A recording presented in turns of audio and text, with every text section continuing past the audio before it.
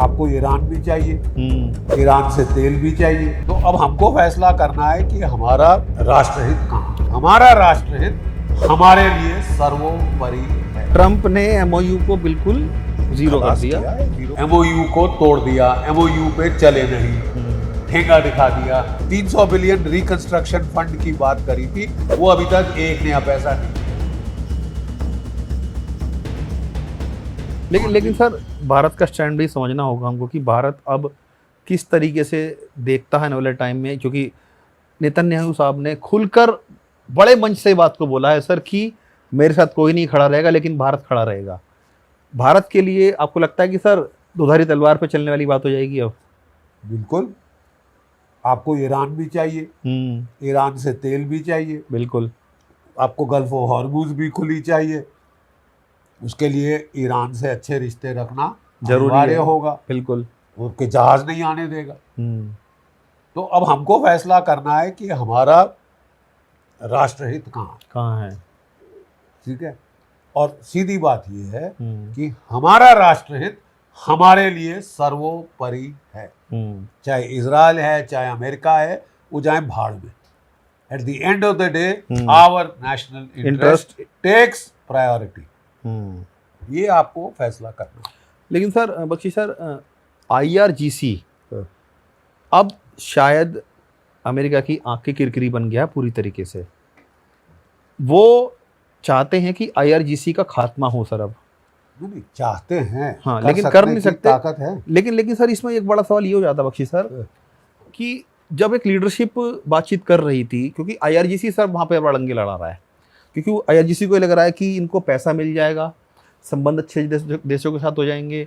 और चूंकि अब तक क्या था कि लीडरशिप का ज़्यादा रोल उनके साथ रहता नहीं था, खामनेई साहब अपने तरीके से IRGC को हैंडल करते थे। ठीक है, अब सर वो सिचुएशन नहीं रही है। अब जब वहाँ पे कोई नई लीडरशिप खड़ी हो जाएगी तो IRGC को शायद ये लगता है कि जो उनका एक रुतबा था ईरान में वो डाउन हो जाएगा। हो सकता है कि आने वाले टाइम में IRGC और लीडरशिप आमने सामने हो जाए। अभी तक तो देखा नहीं है, लेकिन सिचुएशन बन सकती है। उम्मीद बहुत कर रहे हैं कि लोग ही आपस में लड़े मरे, इनका हो गया। लेकिन जो कंडक्ट ऑफ इतना बड़ा फ्यूनरल जिसमें 30 मिलियन लोग निकले बाहर, 40 मिलियन, उसका कंडक्ट करना साफ दिखाता है कि सेंट्रलाइज कंट्रोल है। गदर नहीं मचा है वहाँ। यहाँ तक कि वो लोगों पे पानी के फुहार छोड़ रहे थे कि गर्मी ज़्यादा है। मतलब वो प्लानिंग के साथ हुआ ना भाई। 30-40 ऑलमोस्ट लाखों लोग सड़क पे थे, सड़कों पे आ जाएं हजूम के हजूम, और वहाँ कोई गदर नहीं हुआ, कोई स्टैम्पीड नहीं हुआ है। तो वो क्या दिखाता है? लेकिन आपको लगता है एज ए कमांडर कि IRGC और नई लीडरशिप, क्योंकि मोहम्मद साहब खामनेई भी अभी सामने नहीं आए हैं सर, उम्मीद बहुत लगाई जा रही थी कि उनके जनाजे में शामिल होंगे, दफनाएंगे जब उस दिन आ सकते हैं, लेकिन नहीं आए सामने सर। नहीं, मेरा ख्याल अकलमंदी करी नहीं क्या सर? ये भी तो हो सकता है ना कि इजराइल उनको मारने की पूरी कोशिश करता है। ये भी तो हो सकता है कि सर वो हो ही ना। नहीं, अटकल लगाई जा रही है, लेकिन देखिए सेंट्रलाइज्ड कमांड एंड कंट्रोल तो है। जो आदेश आ रहा है वो पालन हो रहा है डाउन टू द। नहीं तो सर देखिए, पालन अगर हो रहा हो तो IRGC हम अटैक नहीं करती ना वहाँ पे सर, हॉर्मुज में।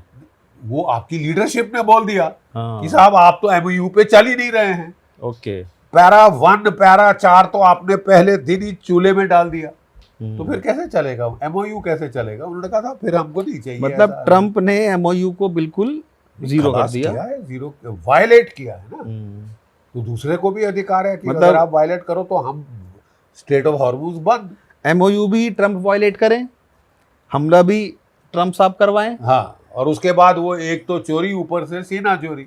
एक तो आपने पहले दिन से MOU को तोड़ दिया, MOU पे चले नहीं, ठेंगा दिखा दिया। तो फिर आपके विश्वसनीयता क्या है? आप पैसा एक नहीं दिया, जो कहा था कि इनका पैसा 300 बिलियन डॉलर समथिंग कुछ जो रोक के रखा हुआ है, 80 अरब डॉलर तो इन्होंने पकड़ के रखा है, जो इनकी बैंकों में डाला था वो सब हजम कर गए, वो वापस नहीं दे रहे।